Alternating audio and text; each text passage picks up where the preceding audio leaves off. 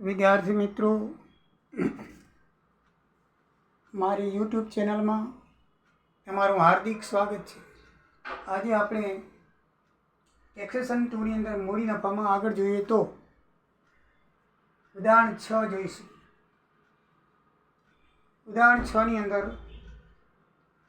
કલમ 112 મુજબ આપણે 2 સ્ટેપમાં દાખલો ગણવો પડશે. આપણે અગાઉ જોઈ ગયા હતા કે 31/18 પહેલાં જે છે ખરીદેલા હોય, તારીખ જોઈ લેવાની. 31/1/18 પહેલાં જે ખરીદેલા હોય એને 112 એ કલમ મુજબ આપણે ગણવું પડે. 112 એ કલમ શું કહે છે? 2 સ્ટેપમાં દાખલો ગણવાનો છે, બરાબર છે. એક ઓછી કિંમત અને એક વધુ કિંમત. તો એ કઈ રીતે દાખલો ગણાય તે આપણે જોઈએ. તો મિત્રો, 26/3/12 ના રોજ અભય લિમિટેડના સ્ટોક એક્સચેન્જમાં નોંધાયેલ 1000 શેર એની ખરીદી છે 1,10,000. હવે 26/3/12 લીધા છે એટલે 31/1/18 પહેલાં થયું. તો આપણે એની ગણતરી કેવી રીતે કરશું? તો સૌથી પહેલાં 31/18ની વ્યાજબી બજાર ભાવની કિંમત આપણે જોવી પડે. તો એમાં 31/18ના વ્યાજબી શેર દીઠ 30 રૂપિયા એટલે કે વ્યાજબી બજાર કિંમત 3,60,000 આપી છે. કેટલી આપી છે? 3,60,000. સ્ટેપ 1માં શું આવે? ઓછી કિંમત. ઓછી કિંમતમાં શું લેવાનું? વ્યાજબી જે બજાર કિંમત આપેલી હોય 31/18ની એ લેવાની. તો એ છે 3,60,000. કેટલી છે? 3,60,000. પછી છે શેર વેચાણની ખરેખર ઉપજ. તો શેર વેચાણની ખરેખર ઉપજ આપણને આપી છે દાખલાની અંદર 9,80,000 રૂપિયા. 980 રૂપિયા ભાવ હતો ત્યારે. કેટલો? 980. એટલે 9,80,000 રૂપિયા છે. એટલે આમાં પહેલું લેવાનું બજાર કિંમત અને વેચાણ કિંમત લેવાની. બેમાંથી જે ઓછી હોય લોઅર કિંમત કેવા છે? એલ. શું કેવા છે? લોઅર કિંમત. તો એલ બરાબર કેટલા થશે? 3,60,000. વધુ કિંમતમાં શું લેવાનું? તો 31/3/18 પહેલાં ખરીદેલ શેરની કિંમત એ દાખલામાં આપણે આપી દીધી પહેલી 1,10,000 જે મૂળ કિંમત કહેવાય. આમાં બજાર કિંમત લેવાની હોય છે, આમાં મૂળ કિંમત લેવાની હોય છે.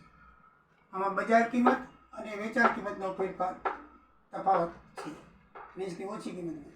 અને આમાં મૂળ કિંમત અને આ જે નિર્ધારિત કિંમત આવી એમાંથી જે વધુ હોય તે. સમજ્યા મિત્રો? પહેલા સ્ટેપમાં વ્યાજની બજારની કિંમત અને શેર વેચાણની ખરેખર કિંમત હાલની, એ બેમાંથી જે ઓછી હોય તેને એલ કહેવાય. બીજા સ્ટેપમાં મૂળ કિંમત પહેલાં ખરીદી હતા ત્યારે 31/18ના 31/3/18ના ત્યારની જે મૂળ કિંમત છે 100 રૂપિયા જે કહેવાય, તો 1,10,000. અને પછી પહેલા સ્ટેપની જે એલ આવી હોય એ બંનેમાં જે વધુ હોય તે. બેમાં વધુ શું છે? 3,60,000. તો એ 3,60,000 શું કહેવાશે? COA કહેવાશે. મૂડી નફાના હેતુથી ખરીદી. બેમાંથી બે વધારે હોય તે, બરાબર છે. મૂડી નફાના હેતુથી ખરીદીની મૂળ કિંમત 3,60,000 થશે. હવે જો લાંબા ગાળાનો નફો શોધવો હોય તો વેચાણ કિંમતમાંથી COA બાદ કરો 3,60,000. 6,20,000 રૂપિયા એ એનો લાંબા ગાળાનો મૂડી નફો આવે. બરાબર મિત્રો? હવે લાંબા ગાળાનો મૂડી નફો આવી ગયો, એમાં અન્ય આવક પણ લખી છે. અન્ય આવક છે 24 લાખ રૂપિયા. નીચે લખ્યું કે મૂડી નફા સિવાયની અન્ય આવક 24 લાખ છે. તો ટોટલ મિત્રોની કુલ કરપાત્ર આવક 30,20,000 રૂપિયા થાય. કેટલી થાય? 30,20,000 રૂપિયા. સૌથી પહેલાં આપણે એ ગણતરી કરી લઈએ. 6,20,000ની જે મૂડી નફો છે એની ટેક્સ ગણતરી કરી લઈએ તો કલમ 112 મુજબ 1,00,000 રૂપિયા એને ફ્રી મળે. બરાબર છે? એટલે 6,00,000 રૂપિયાના 1,00,000 જાય એટલે 5,20,000 રૂપિયા થાય. અને એના ઉપર 10% વેરો ગણવાનો છે. કેટલો ગણવાનો છે મિત્રો? 10%. એટલે 5,20,000ના 10% કેટલા થાય? 52,000 રૂપિયા થાય. કેટલા થાય? 52,000 રૂપિયા થાય. લાંબા ગાળાનો મૂડી નફો તમને ગણતા આવડી ગયું ને? 112 મુજબ 1,00,000 બાદ કરીને 10% કરી નાખવાના. હવે અન્ય આવકવેરો જે છે, અન્ય આવક આપી છે એનો આપણે જે વ્યક્તિગત આવકવેરાનો સ્લેબ છે, આ વ્યક્તિગત આવકવેરાનો સ્લેબ છે એ પ્રમાણે ગણવો પડે. આ 24-25 છે ને હાલ આ 25-26 છે મિત્રો. આ તમારી જાણ ખાતર લખ્યા છે, દાખલાનો ઉપયોગ નથી કરવાનો. અત્યારે જે બજેટ બહાર પડ્યું 2025નું, ત્યારે એનો સ્લેબ આ પ્રમાણે છે. 4 લાખ 0, 4 લાખનો છે, 4, 8, 12, 16, 20, 24 રીતે. અને આમાં 5 લાખનો છે, આમાં 4 લાખનો છે. બરાબર છે. તો આની અંદર પહેલો સ્ટેપ 5 લાખ, પછી 20, 10 એવી રીતે છે. બરાબર. 5, 20, 30 એ પ્રમાણેનું છે. મિત્રો એ પ્રમાણે આપણે સ્લેબ ગણી. આમાં 4 લાખ સુધી 0 છે નવામાં. આ તમને મિત્રો ખાલી સમજવા પૂરતું લખ્યું છે. બાકી આપણે તમારા દાખલા 24-25ના 6 વર્ષના, અને 24-25 આપણે ઇન્કમ ટેક્સ લઈશું જે ગયા વર્ષનું છે તે. બરાબર છે. અને આપણે વધારે ડિટેલમાં આવતી સાલે આ સ્લેબ તમારે ગણવા પડશે. બરાબર છે. આવતી સાલના જે વિદ્યાર્થીઓ છે એના માટે છે. તો હવે કાઢી નાખું છું મિત્રો. બરાબર છે. તમારી જાણ ખાતર લખેલા ભૂલ ન થાય. બરાબર. એ નવા છે, એ પછી ગણતરી આપણે શીખીશું. એની ગણતરી કરવાની છે. બરાબર. આપણે તો ખાલી આ સ્લેબ પ્રમાણે જોઈએ મિત્રો. આમાં જૂના સ્લેબમાં 2.5 લાખ સુધી શૂન્ય છે. 2.5 લાખ સુધી શૂન્ય છે. પછી દરેક 2.5 લાખ અને પછી 5 લાખ સુધી. 5 લાખના કેટલા ટકા છે? 5%. તમને થાય 2.5 લાખના કેમ લખ્યા? તો 5 લાખની ઇન્કમ હોય તમારે તો 2.5 લાખ ફ્રી, તો બાકી 2.5 લાખ વધે ને. 2.5 લાખ સુધી શૂન્ય છે. તમારે 5 સ્લેબ 5 લાખનો છે, તો 5 લાખમાં તમારે આવક ગણીએ તો શું કરવું પડે?